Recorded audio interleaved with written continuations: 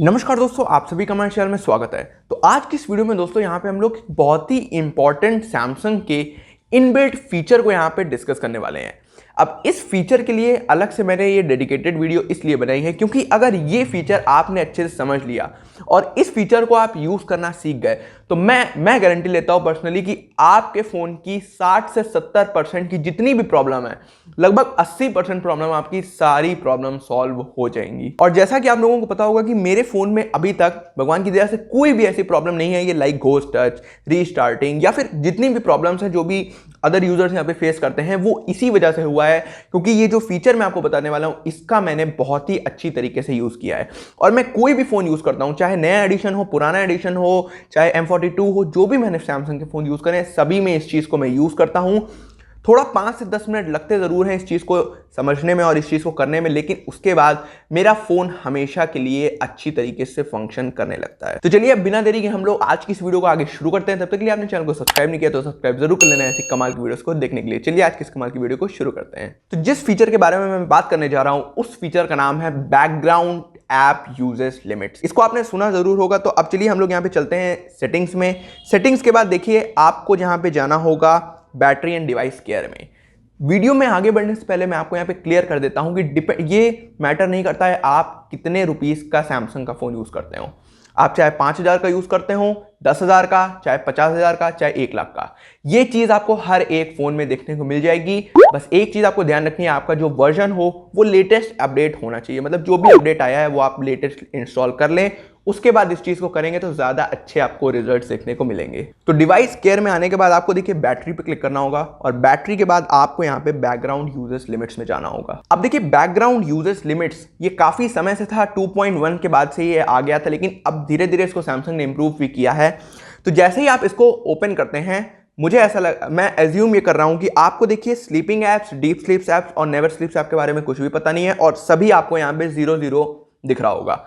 और देखिए put unused apps to sleep को हमेशा आपको ऑन करना है, ये आपको दिख रहा होगा, इसको आप हमेशा ऑन रखिए।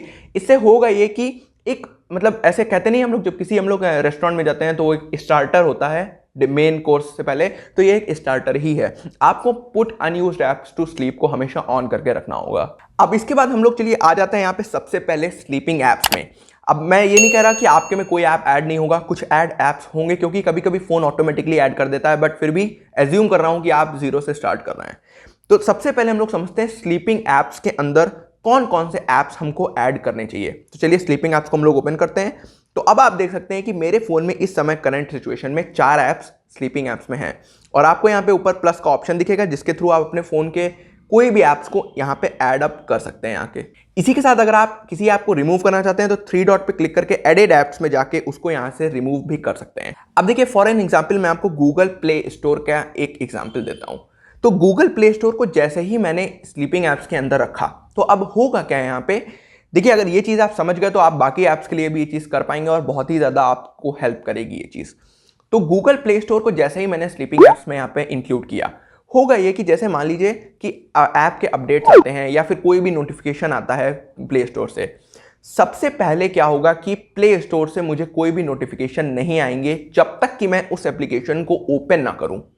आप ये चीज़ ध्यान से समझिएगा। और देखिए ये मैं नहीं कहूँगा कि यहाँ पे बैकग्राउंड में ये ऐप रन नहीं करेगा।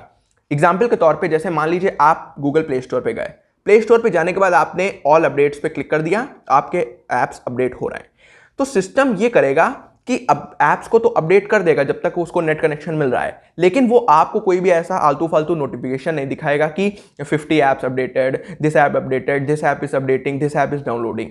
तो ये चीज़ आप समझिए कि स्लीपिंग ऐप्स में ऐसा होता है कि आपको सिस्टम कुछ बताएगा नहीं, लेकिन वो बैकग्राउंड में जो आपने उसको टास्क दिया है वो उसको कंप्लीट कर रहा होगा। अब चलिए हम लोग आ जाते हैं यहाँ पे डीप स्लीपिंग ऐप्स में। ये बहुत ही ज़्यादा इंपॉर्टेंट है और आप देख सकते हैं मैक्सिमम ऐप्स मैंने अपने डीप स्लीपिंग ऐप्स में ही रख सके हैं। और इस फोन में मतलब कोई भी फोन हो सैमसंग का, उसमें सबसे अच्छी बात सैमसंग की ये है कि जैसे ये खुद भी डिटेक्ट करता है कि आपने एक ऐप को कितना यूज़ किया है। जैसे मैं आपको दिखाता हूँ कि ये देखिए यहाँ पे Antutu का 3D बेंचमार्क लाइट है। मैं हर रोज तो Antutu चेक करता नहीं हूँ, कभी महीने 2 महीने में चेक कर लिया, तो इसने खुद डिटेक्ट करा कि ये Antutu नहीं यूज करता है इस ऐप को, तो इस ऐप को उठा के डीप स्लीप एप्स में डाल दो। अब डीप स्लीप एप्स में क्या होता है ये चीज आपको समझने की जरूरत है। तो डीप स्लीप एप्स में देखिए आपको जैसे ही आप कोई एप्लीकेशन को ऐड करते हैं वो एप्लीकेशन सिस्टम ये समझने लगता है कि अब इस एप्लीकेशन को तभी यूज करवाना है जब यूजर उस पर क्लिक करेगा। छोटे से एग्जांपल के तौर पे यहाँ पे समझते हैं हम लोग स्पीड टेस्ट। ये एक ओगला का स्पीड टेस्ट एप्लीकेशन है, तो इसको डीप स्लीप पे मैंने रख रखा है। तो अब इससे क्या होगा मुझे, तो जैसे ही मैं इस एप्लीकेशन को ऑन करूंगा इसकी प्रोसेसिंग स्टार्ट हो जाएगी, मतलब ये एप्लीकेशन काम करेगा। जैसे ही मैंने इसको बंद किया सिस्टम इस एप्लीकेशन को बैकग्राउंड से हटा देगा, मतलब जितनी देर आप एक एप्लीकेशन पे रहेंगे सिर्फ उतनी ही देर काम करेगा वो। तो ये मत समझिए कि आपकी बैकग्राउंड में भी वो ऐप चल रहा होगा। मैक्सिमम ऐप्स ऐसे होते हैं, मैंने खुद भी ऑब्जर्व किया अपने, जो हम लोग कभी कभार यूज करते हैं और उसके बाद हम लोग उसको हटा देते हैं, मतलब उसके बाद हम लोग उसको कम यूज करते हैं, लेकिन फिर भी वो कुछ कंजम्पशन करता है, कुछ रैम कंजम्पशन करता है, कुछ बैटरी कंजम्पशन करता है। तो इस चीज को मैंने समझने के लिए देखिए अपने मैक्सिमम ऐप्स को डीप स्लीपिंग ऐप्स में डाल के रखा है। और अब आता है थर्ड कैटेगरी, वो है यहाँ पे never sleeping apps. Never sleeping apps मैंने यहाँ पे देखिए कुछ एप्लीकेशंस को नेवर स्लीपिंग में रख रखा है पर्सनली। देखिए मैं यहाँ पे एग्जांपल लेता हूँ टीम्स का। माइक्रोसॉफ्ट टीम्स का आपने नाम सुन रखा होगा, ये क्लासेस इस पे ऑर्गेनाइज होती हैं मेरी। तो देखिए यहाँ पे टीम्स के मुझे देखिए नोटिफिकेशंस चाहिए होते हैं, बैकग्राउंड में ये रन करे, मैं ये भी चाहता हूँ। और ये भी चाहता हूँ कि ये एप्लीकेशन कभी ऐसे क्लोज ना हो जब तक कि मैं परमानेंटली इसको बैकग्राउंड से रिमूव ना करूं। तो ये चीज़ में मुझे ये काफ़ी ज़्यादा हेल्प करता है। और लाइक यहाँ पे आप देख सकते हैं नेटफ्लिक्स हो गया। मैंने देखिए नेटफ्लिक्स को क्यों डाल के रखा है, मैं आपको एग्जांपल समझाता हूँ। देखिए नेटफ्लिक्स को अगर आप मान लीजिए यूज़ कर रहे हैं और आपको कुछ डाउनलोड करना है और आप चाहते हैं कि बैकग्राउंड में डाउनलोड होता रहे और मैं कुछ अपना अदर काम कर लूँ, तो अगर आप इसको डीप स्लीप डालेंगे या स्लीपिंग ऐप्स में डालेंगे तो जैसे ही आप इसको बैकग्राउंड में डालेंगे ये काम करना स्टॉप कर देगा। लेकिन नेवर स्लीपिंग ऐप्स में बैकग्राउंड में भी रन करता रहेगा। तो अब आपको समझ में आया होगा कि इन तीनों कैटेगरीज का काम क्या होता है। अब मान लीजिए कि यहाँ पे 40 ऐप्स हैं आपके फोन में और उन 40 ऐप्स को आपने अलग अलग कैटेगरी से कैटेगराइज कर लिया। थोड़ा समय जरूर लगेगा, 10 मिनट 20 मिनट शुरुआत में, लेकिन एक बार कर देंगे तो हमेशा के लिए आपका ये काम शॉर्ट आउट हो जाएगा। तो फोन को खुद भी लगने लगेगा कि हाँ यही कुछ 10 ऐप्स हैं जैसे नेवर स्लीपिंग में, तो इन्हीं 10 ऐप्स पे मुझे फोकस करना है, इन्हीं को मुझे रैंक कंजम्पशन देनी है, यही मेरी बैटरी भी खाएंगे। तो फोन उस तरीके से ऑप्टिमाइज हो जाएगा। देखिए ये भी एक मशीन है, इसको आप जैसे इंस्ट्रक्ट करेंगे, जैसे आप इसको चलाना चाहेंगे वैसे ही ये काम करेगी। बाकी ऐसा नहीं है ये अपने मन से कुछ नहीं करेगा, जो आप इसको इंस्ट्रक्ट करेंगे वही चीज करेगी। तो यहाँ पे ये एप्लीकेशन थोड़ा आर्टिफिशियल इंटेलिजेंस पे भी काम करता है। तो इस चीज का कैटेगराइजेशन आपको समझने की जरूरत है और इस फीचर के लिए डेडिकेटेड वीडियो मुझे बनाना पड़ा, क्योंकि पिछले कुछ समय से कुछ लोग रिक्वेस्ट भी कर रहे थे कि इस फीचर पे आप एक वीडियो बनाइए। और समझने में मैंने देखा है लोगों को दिक्कत भी होती है कि वो कैसे कैटेगराइज करके रखें। और मैं आपको देखिए श्योरिटी देता हूं, अब मैं लिख तो यहाँ नहीं दे सकता, बट फिर भी मैं आपको क्या क्या श्योरिटी दे रहा हूं कि ये चीज आप करके देखिए, विद इन अ वीक आपको रिजल्ट्स देखने को मिलेंगे।